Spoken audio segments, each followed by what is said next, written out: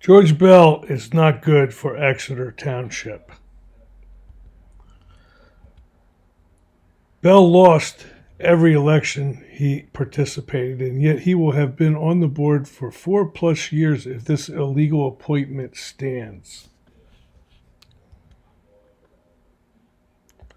Family oriented? With families in mind, George Bell reduced the Parks and Recreation budget from $453,000 to $292,000, a 36% decrease related to our parks and recreation. Is he fiscally responsible? Every year in office, he has adopted a deficit budget. For 2024, the deficit will run $2.2 million. The general fund is subsidized by $1.7 million of sewer fund proceeds. He is increasing the golf budget by tapping $350,000 of sewer fund proceeds to cover significant cost increases with continued losses, just so a handful of local golfers can play and people out of the area come in and we subsidize their golf play.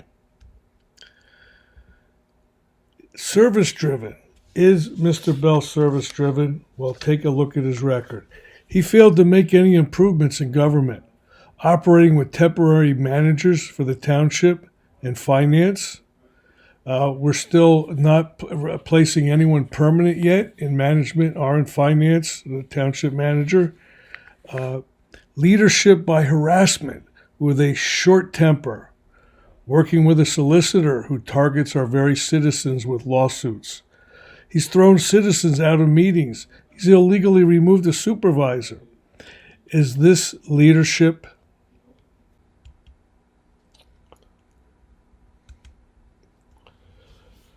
This is George Bell of Fidelity Investments, and he's looking rather stressed, and for good reason. He was illegally placed on the board. And in this video, you'll see where he disrupts the meeting on January 12th, the Board of Supervisors meeting. But unlike in my case, he's not removed. I'd like you to watch as Mr. Bell's outburst. Now, there's 3 specific areas where times that he does this.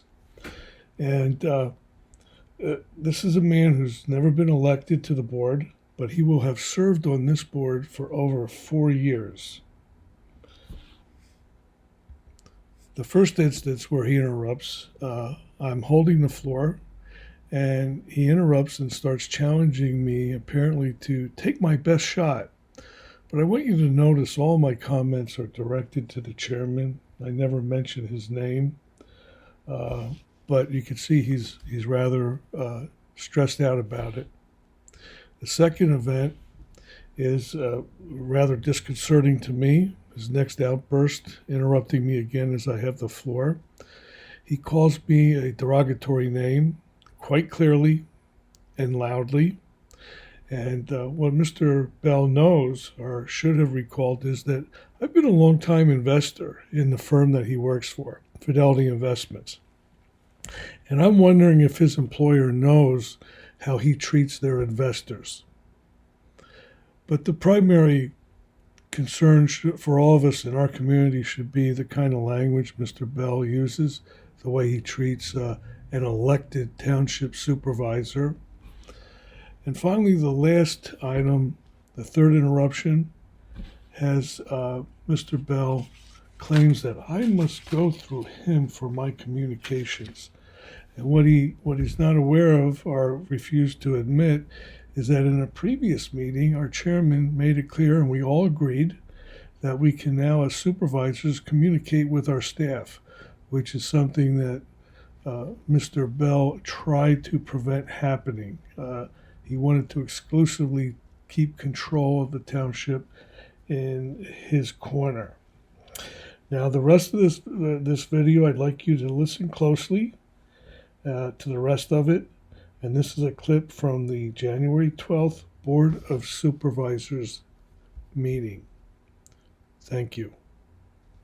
Last thing I have to talk about is I I will refuse, as long as I'm on this board, to accept the fact that one of our supervisors here is a legitimate supervisor. You know, that whole thing got screwed up when we placed someone on that board. And I'm really concerned about it because I have an email here from April of 2022. And on this email, all of the supervisors here except you were listed on here, okay? And it's a dissertation by our solicitor specifically telling us how 407C works. And it's described exactly as it should be. So I am amazed that all of us, except myself, had a memory lapse, including our solicitor, who should have known what the process was.